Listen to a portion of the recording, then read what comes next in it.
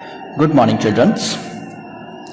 बेटा I hope आपकी दिवाली काफ़ी अच्छी गई होगी और काफ़ी अच्छे से आपने टाइम को मैनेज करा होगा अपनी स्टडी को लेते हुए।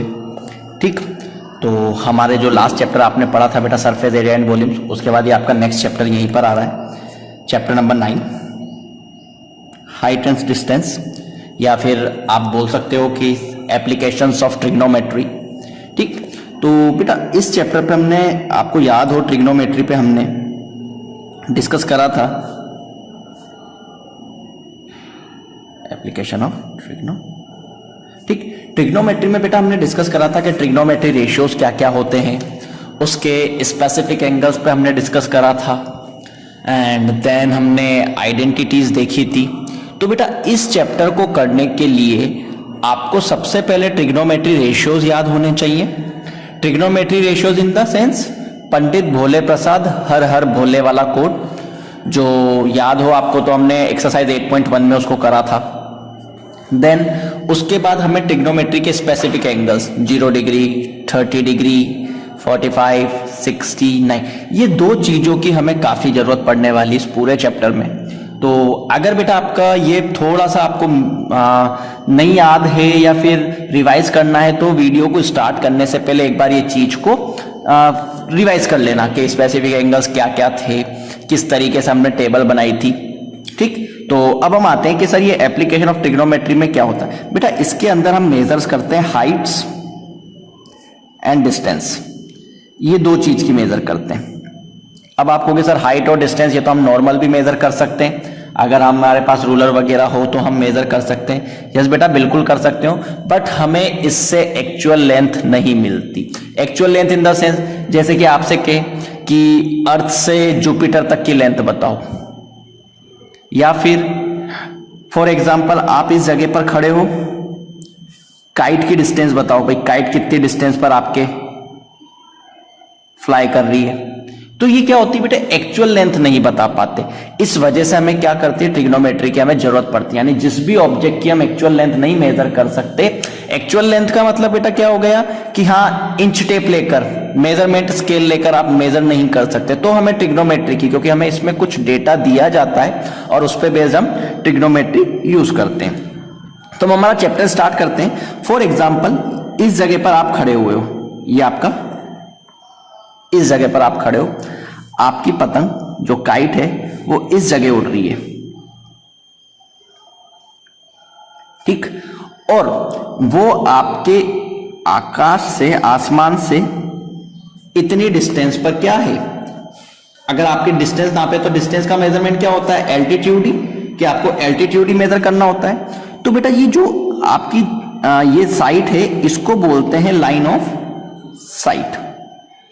ठीक, अगर आप आसमान की तरफ देखोगे तो जो लाइन बनेगी उसे बोलते हैं लाइन ऑफ साइट, और अगर आप इस आंख से सीधा देखोगे यानी लैंड की तरफ, तो वो क्या हो जाता है आपका बेस। ठीक, तो ये जो एंगल बनता है, ये एंगल कहलाता है एंगल ऑफ एलिवेशन।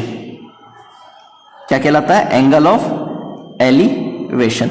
यानी जब भी आप ऊपर की तरफ देखोगे, यानी आपकी बेस लाइन और लाइन ऑफ साइट के बीच में जो भी एंगल बनेगा वो आपका बनेगा एंगल ऑफ एलिवेशन।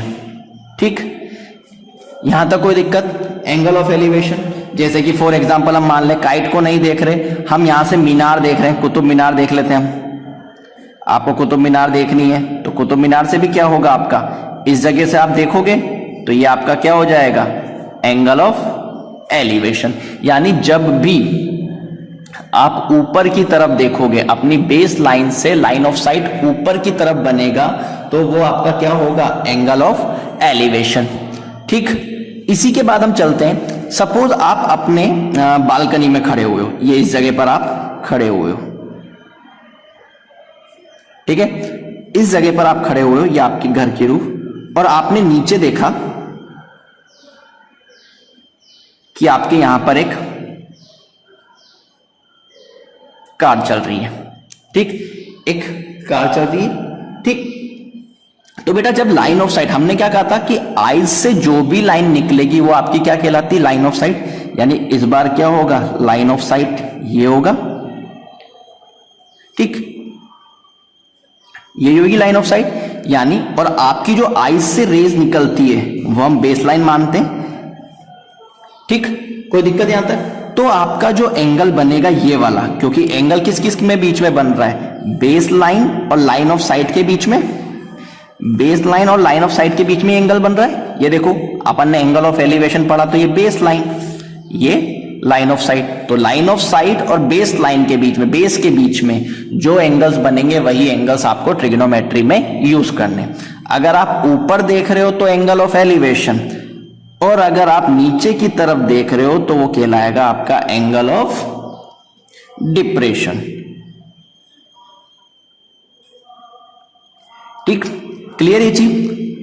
अब एंगल ऑफ डिप्रेशन, तो ये लाइन हमारी इस बेस लाइन के पैरेलल हुई, यानी ये एक अल्टरनेट एंगल बना, तो ये वाला एंगल भी आपका क्या कहला जाएगा, एंगल ऑफ डिप्रेशन।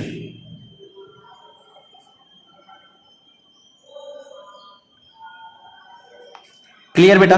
ये दो चीज का हमें ध्यान रखना है कि एंगल ऑफ एलिवेशन क्या होता है और एंगल ऑफ डिप्रेशन क्या होता है। जब भी आप ऊपर की तरफ देखोगे, अपनी बेस लाइन से आप ऊपर की तरफ देखोगे तो आपके हमेशा एंगल ऑफ एलिवेशन बनेगा, और अगर आप नीचे की तरफ देखोगे तो हमेशा एंगल ऑफ डिप्रेशन बनेगा।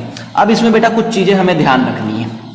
क्या क्या ध्यान रखनी है? जैसे कि फॉर एग्जाम्पल कि डायग्राम में देखते हैं, अगर आप अपने आप को फॉरवर्ड डायरेक्शन की तरफ जाते रहोगे, यानी आपकी जो हाइट है, जिस तरफ से आपने मेजरमेंट करा है हाइट के ऊपर, उसके पास मूव, उसके टुवार्ड्स मूव करोगे तो एंगल ऑफ एलिवेशन क्या होता चल जाएगा, बढ़ता चला जाएगा, इंक्रीज होगा।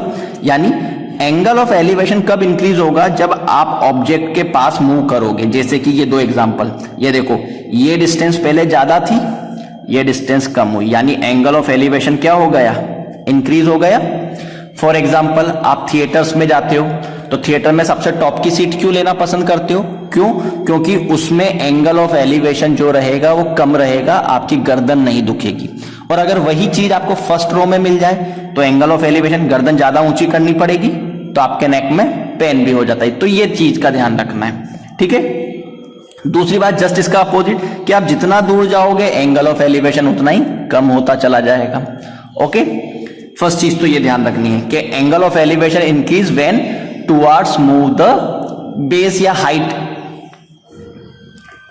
ओके, इसके बाद सेकंड चीज कि अगर आपको वो कोई ऑब्जेक्ट, जैसे कि अपन ने यहां आंख की बात करी, तो आप कहोगे सर अगर मैं आईज की बात कर रहा हूं तो बीच में मेरे आगे जो नीचे बॉडी पार्ट है उसकी हाइट तो आनी चाहिए, यानी ऑब्जेक्ट तो यहां से स्टार्ट होना चाहिए, यही कहोगे। देखो रफली समझते हैं, जैसे कि सपोज आप इस जगह पर आप खड़े हुए हो, ये आपकी आईज, इस जगह पर आप खड़े हुए हो, और बिल्डिंग ये आपका लेग पार्ट, तो आप कहोगे सर बिल्डिंग तो मेरी यहां से स्टार्ट होनी चाहिए और मैं देख यहां से रहा हूं, और जस्ट आपने कहा कि बेस लाइन मेरी आईज से, तो सर ये वाला पार्ट का डेटा कहां गया, कि इतनी जो हाइट बची वो डेटा कहां गया, ये एक पॉइंट है, ठीक। तो इस चीज का ध्यान रखना बेटा, जब भी वो आपको ऑब्जर्वर की हाइट देता है तो आपका डायग्राम कुछ इस तरीके से बनेगा, तब आपको ये हाइट मेजर करनी पड़ेगी, हम क्वेश्चन करेंगे। बट अगर वो आपको ऑब्जर्वर की हाइट नहीं देता है तो हमारा ट्रायंगल इतना ही रह जाने वाला है, हम उसको क्या कर देंगे, इग्नोर कर देंगे, नेग्लिजिबल कर देंगे, कि जो ऑब्जर्वर की हाइट है वो बहुत मिनिमम है, हमने उसको कंसीडर ही नहीं करा। कब? जब आपको ये वाला डेटा, ऑब्जर्वर की हाइट वाला डेटा जब देगा नहीं, जब ये डेटा नहीं देगा तब हम क्या करेंगे, ऑब्जर्वर की हाइट को नेग्लेक्ट करके यही बेस लाइन मानेंगे। बट अगर वो ऑब्जर्वर की हाइट देता है कि सपोज ये हाइट 2 सेंटीमीटर है या फिर 5 मीटर है, जो भी देता है, तो हम फिर ये चीज को कंसीडर करेंगे। ये 2 पॉइंट्स का ध्यान रखना है, क्वेश्चन में करेंगे, आपको जैसे जैसे क्वेश्चन होगा आपको आइडिया हो जाएगा, ठीक है। एक्सरसाइज स्टार्ट करें, ठीक। पहला क्वेश्चन पढ़ लेते हैं बेटा। इस वाले चैप्टर में यही चीज है, चैप्टर बहुत इजी है, बट ये इजी तभी होगा जब आप इसकी वर्ड प्रॉब्लम से आप आपका डायग्राम कंस्ट्रक्ट कर पाओगे।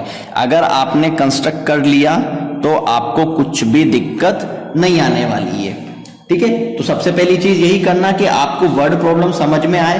वर्ड प्रॉब्लम समझ में आएगी तो ही आप क्या कर पाओगे, इसके डायग्राम को कंस्ट्रक्ट कर पाओगे, और डायग्राम कंस्ट्रक्ट होगा तभी आपसे क्या होंगे, क्वेश्चंस राइट होंगे। ठीक, इसमें मैं यही सजेस्ट करूंगा कि आपको मिनिमम टू मिनिमम 2 या 3 क्वेश्चंस लगेंगे इस पूरे चैप्टर को समझने में। हम जितने होंगे उतने करेंगे, बट मेरी कहने का मतलब ये है कि अगर आपको जल्दी से ये चैप्टर समझ में आ जाता है, हिंट मैं सबकी दूंगा, डायग्राम वगैरह की हिंट सबकी दूंगा, बट अगर आपको ये समझ आ जाता है तो बेटा डायग्राम खुद से बनाना, खुद से बना के खुद करोगे तो चैप्टर इजी लगेगा, जैसे कि चैप्टर 8 लगा। और अगर कॉपी ही मारोगे तो ये चैप्टर और टिपिकल हो जाएगा। एक ही एक्सरसाइज है, वर्ड प्रॉब्लम हमें अच्छे से आती है, तो डायग्राम खुद कंस्ट्रक्ट करेंगे। ठीक है, उसने बोला a circus artist is a climbing 20 metre long rope. Circus artist क्या हो रहा है, 20 मीटर लॉन्ग रोप पे चढ़ रहा है, which is tightly stretched and tight from the top of a vertical pole. यानी एक तो वर्टिकल पोल, ये लो भाई, ये आपका वर्टिकल पोल मेंशन कर दो, ये क्या है आपका वर्टिकल पोल। ठीक, इससे क्या हो रही है, एक रोप टाइटली स्ट्रेच्ड है ग्राउंड लेवल से, ये लो भाई टाइटली स्ट्रेच्ड ग्राउंड लेवल पर, कितने मीटर की, 20 मीटर, यानी ये डिस्टेंस कितनी दे रखी है, 20 मीटर। डायग्राम पे जितना एक्सप्रेस करोगे वही आपको मार्क्स दिलाएंगी, और ये आपकी base line. Okay, find the height of the pole, आपको क्या फाइंड करनी है, हाइट ऑफ द पोल, यानी इस पोल की हाइट फाइंड करनी है। If the angle made by the rope with the ground level, ये आपकी रोप थी, ठीक, the angle made by the rope with the ground level, और ये ग्राउंड लेवल, रोप और ग्राउंड लेवल से कौन सा एंगल बन रहा है, यही वाला बन रहा है भाई, ये रोप और ये ग्राउंड लेवल। उसने क्लियर बोला है the angle made by the rope with the ground level, rope और ग्राउंड लेवल से जो एंगल बन रहा है इस 30 डिग्री, यानी ये एंगल क्या दिया हुआ है, 30 डिग्री। डायग्राम कंस्ट्रक्ट हो गया। अब आ जाते हैं ए बी सी, और अपन ने कहा था ट्रिग्नोमेट्री हमेशा काय में अप्लाई होती है, राइट एंगल ट्रायंगल में। ठीक, अब हम मान लेते हैं हमें जो हाइट फाइंड करनी है, let the height of the pole, क्या है वो, ए बी, जो कि हम क्या मान लेते हैं, एक्स। तो इसमें मेंशन कर दो कि ये लाई हाइट मेरी क्या है, एक्स। ठीक, अब यहां से स्टार्ट करते हैं, in triangle A B C, in triangle ABC। अभी अपन ने जस्ट बात करी थी कि सर ट्रिग्नोमेट्री रेशियोज का कैसे पता लगेगा, तो आपके पास कोड था पंडित भोले प्रसाद हर हर भोले, ये कोड अपन ने स्टार्टिंग में पढ़ा था। अब देखो डायग्राम में हमें कौन कौन सी दो चीजें दी हुई है, ये एंगल, तो एंगल के सामने वाली साइड परपेंडिकुलर, क्लियर है, यही बात करी थी कि एंगल की जस्ट अपोजिट साइड क्या होगी, परपेंडिकुलर, परपेंडिकुलर दिया हुआ है और एक हाइपोटेनियस दिया हुआ है। अब परपेंडिकुलर अपॉन हाइपोटेनियस से आपको चेक करना है कौन सा ट्रिग्नोमेट्री रेशियोज आएगा जिसमें परपेंडिकुलर और हाइपोटेनियस आएगी, कौन सा आएगा, यही वाला, या तो साइन या कोसेक, यही आएगा, यानी साइन 30, साइन 30 यानी परपेंडिकुलर अपॉन हाइपोटेनियस। परपेंडिकुलर क्या है आपके पास, ए बी, और हाइपोटेनियस क्या है आपके पास, ए सी, यानी इसको लिख देता हूं शॉर्ट फॉर्म में, परपेंडिकुलर अपॉन हाइपोटेनियस। ठीक है, साइन 30 की वैल्यू क्या होती है बेटा, स्पेसिफिक एंगल में 1/2। ए बी आपको फाइंड करना है जो कि आपने x माना है, और ए सी की वैल्यू कितनी है, 20। x की वैल्यू फाइंड कर दो, तो 20/2 यानी x इक्वल्स टू 10 मीटर, यानी कितने मीटर की हाइट पर पोल है, 10 मीटर की पे, कि x इक्वल्स टू कितना आ गया, 10 मीटर। कोई दिक्कत आई बेटा, हमें क्या करना है, सिर्फ डायग्राम कंस्ट्रक्ट करना है। फिर हमने क्या करा, हमने बोला 30 के सामने वाली परपेंडिकुलर, हमें डेटा क्या क्या गिवन है, एक तो परपेंडिकुलर और एक हाइपोटेनियस। फिर हमने चेक करा कि परपेंडिकुलर और हाइपोटेनियस किस रेशियो को रिप्रेजेंट करेगी, कौन से ट्रिग्नोमेट्री रेशियोज को, तो हमें पता लगा साइन 30, तो साइन 30 को हमने परपेंडिकुलर अपॉन हाइपोटेनियस लिख दिया। कोई दिक्कत बेटा इसमें नहीं। चलो एक और क्वेश्चन करते हैं, आपको आइडिया लग जाएगा।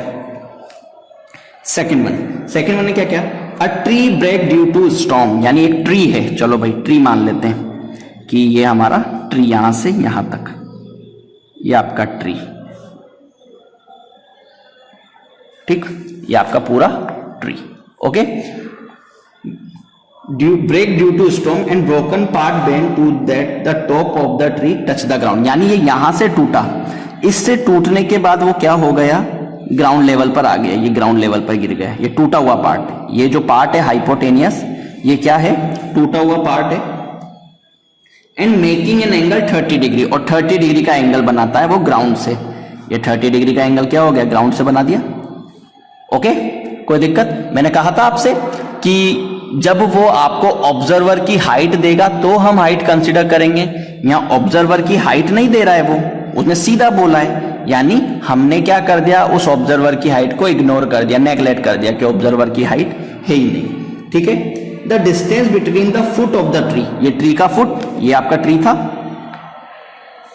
ये ट्री का foot, the distance between the foot of the tree to the point where the top touches the ground, और पेड़ का टॉप क्या था, ये द ग्राउंड इज 8 मीटर, यानी ये डिस्टेंस उसने इस बार क्या दी है, 8 मीटर, ये लो 8 metre. Find the height of the tree, height of the tree मतलब एक तो आपको ये फाइंड करना है x, और ये वाला पार्ट भी तो क्या था आपका, पेड़ का ही था, यानी आपको दोनों पार्ट फाइंड करने हैं, एक तो ए बी फाइंड करना है, ए सी फाइंड करना है। ठीक है, तो मान लेते हैं let A B equals to x metre. ठीक है, ए बी एक्स मीटर हो गया। अब देखो एंगल के जस्ट अपोजिट साइड परपेंडिकुलर, और ये बचा वो जो बेस, परपेंडिकुलर और बेस किस रेशियो में आता है, परपेंडिकुलर और बेस कौन से रेशियो में है हमारे पास, 10 के में, तो हम लिख देंगे 10/30 equals to perpendicular upon base BC, यानी perpendicular upon base. A B की वैल्यू कितनी है बेटा आपके पास, x, जो कि आपको कैलकुलेट करनी है, और BC की वैल्यू आपके पास 8 जो कि दिया है। 10/30 की वैल्यू क्या होती है बेटा, 10/30 की वैल्यू निकालोगे तो 1/√3, यहां से x निकालो, x इक्वल्स टू 8/√3, ये आई x की वैल्यू। x का मतलब क्या हो गया बेटा, x का मतलब हो गया AB। अब आपको चाहिए बेटा AC की वैल्यू भी चाहिए।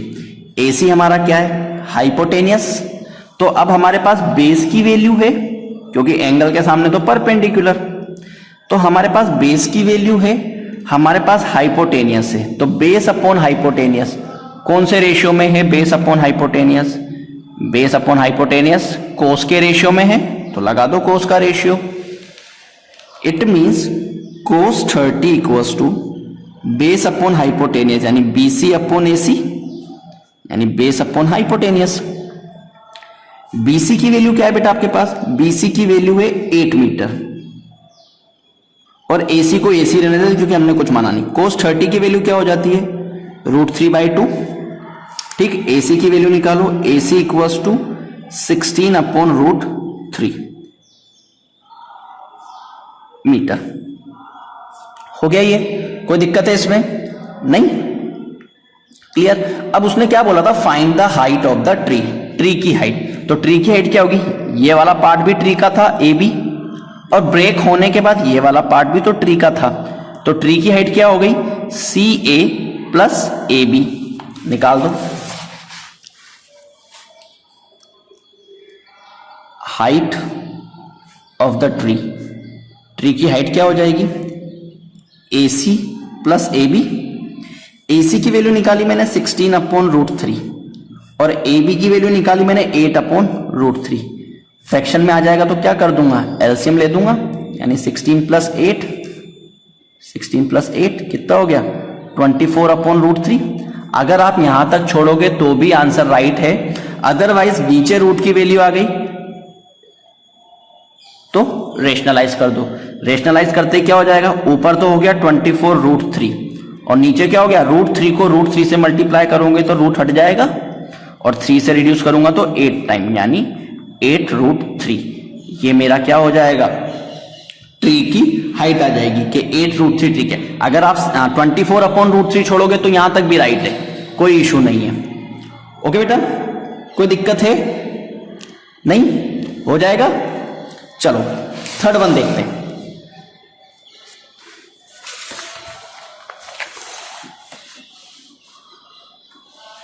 ठीक, थर्ड वन की हिंट दूंगा बेटा। थर्ड वन ने क्या कहा, a contractor plans to install 2 slide for the children to play in a park. वो 2 स्लाइड करने वाला। अब स्लाइड कैसे होती है बेटा, इस तरीके से स्लाइड होती है, ठीक। For the children below the age of 5 years she prefer have a slide whose top is at height of 1.5 metre, यानी हाइट जो दी हुई है उसने 1.5 मीटर दी हुई है। कौन से के लिए? Below 5 years, below 5 years she prefer have slide whose top is 1.5 metre and is incline an angle 30 degree to the ground, और ग्राउंड से कितने डिग्री का एंगल बना रहा है? 30 डिग्री का। तो ये क्या हो गया? 30 डिग्री का एंगल हो गया। Where is the elder children, अब एल्डर चिल्ड्रन के लिए भी बनानी पड़ेगी ये एल्डर चिल्ड्रन, ठीक। Elder children she wants to have a steep slide at height of 3 metre. इस बार उसने हाइट कितनी ली? एल्डर चिल्ड्रन के लिए उसने 3 मीटर की हाइट ली। हाइट हमेशा काय में मेजर होती है? परपेंडिकुलर में। And incline an angle 60 degree, और एंगल इस बार क्या बनाया उसने? 60 डिग्री। ये लो भाई, ये 60 डिग्री का एंगल, ये क्या हो गया? फॉर एल्डर, ठीक है।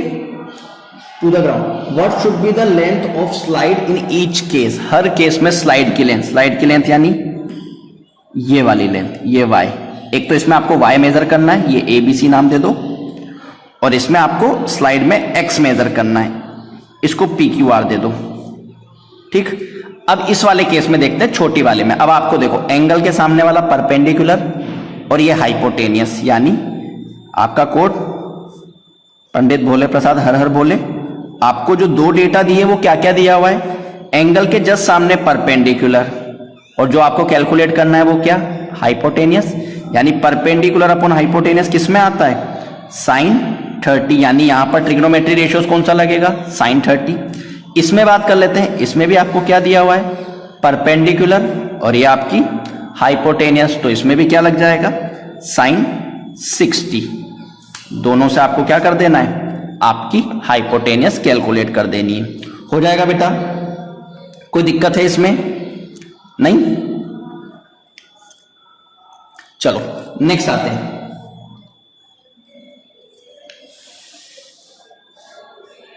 फोर्थ वन, ठीक। फोर्थ वन में क्या कहा? The angle of elevation to the top of a tower from a point on the ground, यानी ग्राउंड के पॉइंट से टावर का टॉप, ये हम मान लेते हैं ये टावर है मेरा भाई, ये क्या है मेरा? टावर। ग्राउंड से टावर का टॉप, ये टावर का टॉप होगा, टावर के टॉप से ground level which is 30 metre away from the foot of the tower, यानी जो ग्राउंड का पॉइंट है वो क्या है? 30 मीटर अवे, ठीक। इज 30 डिग्री, और एंगल क्या है? 30 डिग्री। आपको फाइंड क्या करनी है? Find the height of tower. आपको क्या फाइंड करना है? एक्स फाइंड करना है। अब वापस से देखो क्या क्या आपको दिया हुआ है? एंगल के जस्ट अपोजिट परपेंडिकुलर, और ये जो बचा वो बेस। परपेंडिकुलर अपॉन बेस कौन से में आता है हमारे? 10 में, यानी आपको क्या कैलकुलेट कर देना है? tan 30 equals to AB upon BC। कोई दिक्कत है बेटा? हो जाएगा? इजी है, कोई टिपिकल तो नहीं, ठीक। तो बेटा इसी तरीके से अगर आप डायग्राम कंस्ट्रक्ट करते चलोगे तो आपका ये क्या होएगा? चैप्टर इजीली कंप्लीट होता चला जाएगा, ठीक है। क्वेश्चन नंबर 5, बेटा क्वेश्चन नंबर 5 जो है वो सेम क्वेश्चन नंबर 4 की तरह है, तो इसका डायग्राम आपको कंस्ट्रक्ट करना है और कैलकुलेट करना है, ठीक है। Now question number 6, question number 6 क्या बोल रही है? अ 1.5 मीटर टॉल बॉय, ओके, यानी एक तो 1.5 मीटर का टॉल बॉय, ये लो भाई, ये डिस्टेंस आपकी 1 पॉइंट, ये आपका टॉल बॉय खड़ा है, कितना? ये आपका बॉय, हाइट कितनी दे रखी है इसकी? 1.5 मीटर, ओके।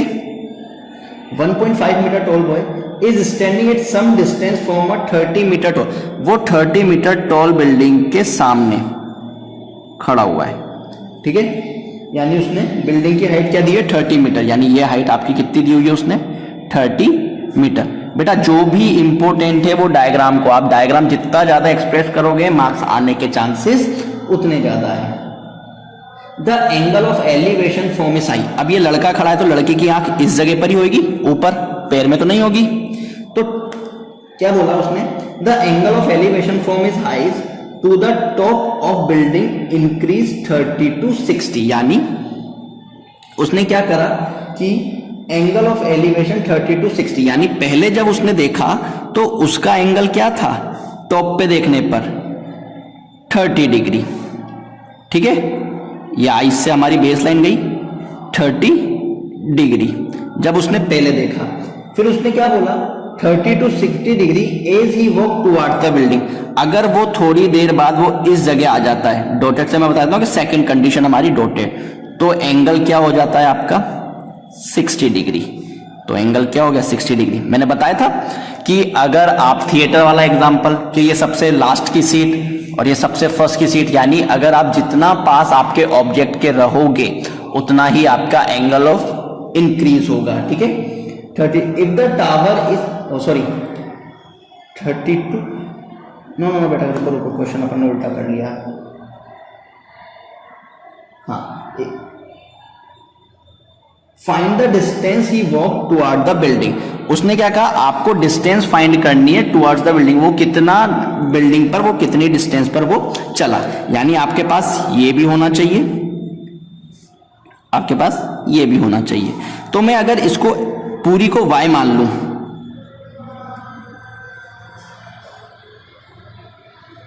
पूरी डिस्टेंस मेरी क्या हो गई y, ठीक, और इसको मैं मान लूं x, तो मेरे पास बची कितनी y माइनस एक्स, यही बची कि मेरी टोटल y थी जिसमें से मैंने x निकाल ली, तो मेरे पास बची कितनी y माइनस एक्स। अब नाम दे देते हैं a b c d, ठीक। अब देखो a b c d and e और f, क्लियर यहां तक। अब चालू करते हैं हम हमारे क्वेश्चन को। सबसे पहले तो हमारे पास ट्रायंगल कौन सा बन रहा है वो देखो, हमारे पास ट्रायंगल बन रहे हैं ये वाला, यानी हमें बीई वाली साइड माइनस करनी पड़ेगी 1.5। अगर 1.5 में माइनस कर दूं तो मेरे पास बची कितनी 28.5, क्योंकि टोटल 30 थी। तो अब हमें निकालना पड़ेगा A E equals to 30 metre, ठीक, and BE equals to 1.5 metre. तो मेरे पास बची कितनी ए बी, जो मुझे ट्रायंगल में जरूरत है। ए बी के लिए मुझे क्या करना पड़ेगा ए ई माइनस बीई, यानी 30 माइनस 1.5 यानी 28.5 मीटर, जो मैंने डायग्राम में मेंशन कर दिया। अब आप सबसे पहले क्या करोगे, आपका ट्रायंगल कौन सा बन रहा है, आपका ट्रायंगल बन रहा है 60 डिग्री वाला, यही बन रहा है। आपको एक्स निकालनी पड़ेगी, तो लगा दो in triangle ABD. Triangle ABD में हमने देखा कि 60 डिग्री बन रहा है, पर 60 क्या बन रहा है वो तो चेक करें। 60 के जस्ट सामने वाली क्या है परपेंडिकुलर, और ये क्या है बेस। तो आपका कोड क्या है पंडित भोले प्रसाद हर हर भोले, यानी P और B कौन से रेशियो में आता है 10 के में, यानी मुझे क्या यूज करना है 10 60 equals to AB upon DB, it means perpendicular upon base. AB की लेंथ मेरे पास कितनी आई 28.5 और DB कितना था X। 1060 कितना होता है बेटा 1060 होता है √3, यही होता है। X की वैल्यू निकालो, X इक्वल्स टू 28.5 √3, ये मेरी X की आ गई। ओके, कोई दिक्कत इसमें नहीं। अब हमें ट्रायंगल ले लेते हैं इन ट्रायंगल ABC।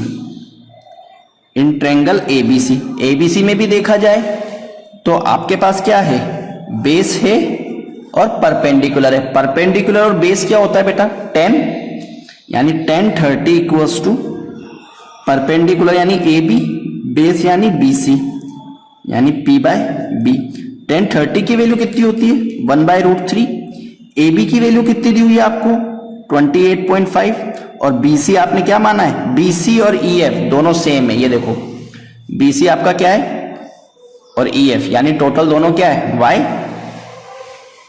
तो ये हो गई आपकी Y की वैल्यू निकालोगे तो क्या हो जाएगा 28.5 √3 हो गया Y। X आपके पास आ गया, Y आपके पास आ गया। आपको Y माइनस एक्स चाहिए था, यानी CD equals to y minus x. Y की वैल्यू क्या है 28.5 √3 माइनस 28.5 अपॉन 3। इसको माइनस करोगे डिस्टेंस आ जाएगी। अब देखो 28.5 कॉमन आ रहा है, 28 पॉइंट का कॉमन लिया तो क्या बचा, √3 माइनस 1/√3। इसको सोल्व कर लेते हैं। ठीक, क्या बचा देख लेते हैं। 28.5 आपने कॉमन ले लिया, √3 माइनस 1/√3, तो ये 28.5 एज इट इज। इसको एलसीएम लेके सोल्व करोगे तो √3 से √3 यानी 3 माइनस 1 यानी 28.5 इंटू 2/√3 मल्टीप्लाई कर दो 57.0/√3 यानी आपका आंसर आया 57/√3।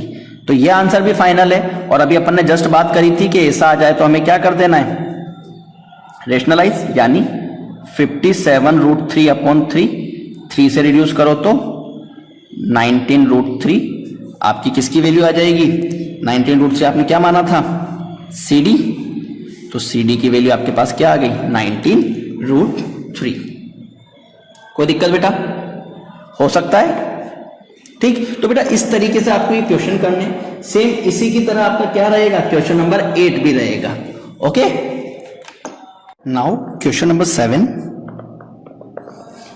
क्या था, from a point on the ground the angle of elevation of the bottom and top of a transmission tower fix at the top of 20, यानी एक बिल्डिंग है और बिल्डिंग के ऊपर ट्रांसमिशन टावर है। ये लो भाई, ये बिल्डिंग मान लेते हैं कि यहां से यहां तक बिल्डिंग है,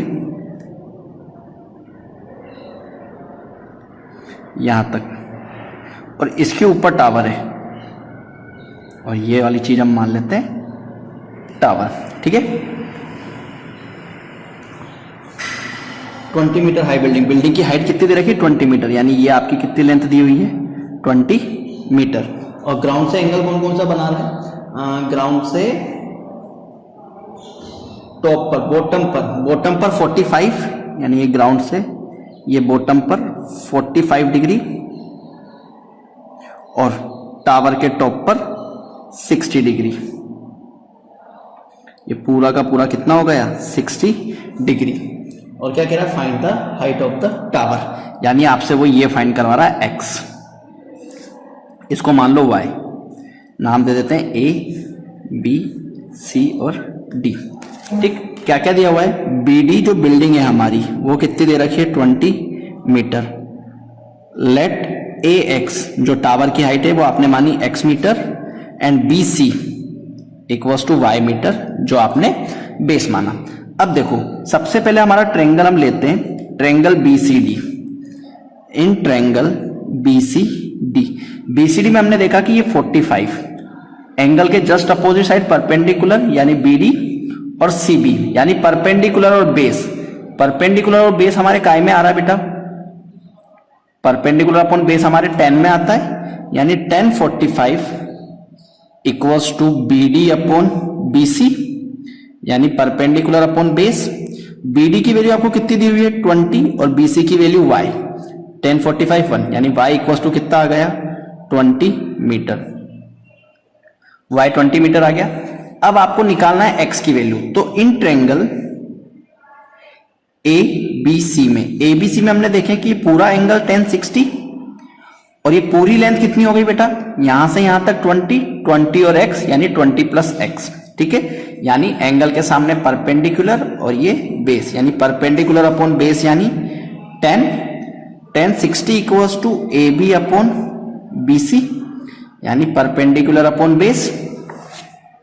ठीक, परपेंडिकुलर की वैल्यू बेटा आपके पास कितनी है, 20 प्लस x, यानी 10 60 की वैल्यू √3, और परपेंडिकुलर यानी 20 प्लस x अपॉन y, और y की वैल्यू आपके पास कितनी थी बेटा, y की वैल्यू आपने 20 निकाली, क्रॉस मल्टीप्लाई कर दो तो कितना हो गया, 20 √3, ये 20 इधर आएगा तो माइनस का 20 प्लस x, 20 कॉमन ले लो तो क्या बचा, √3 minus 1 equals to x। x हमने क्या माना था बेटा, x हमने माना था अपने टावर की हाइट, और यही आपको निकालनी थी, द हाइट ऑफ टावर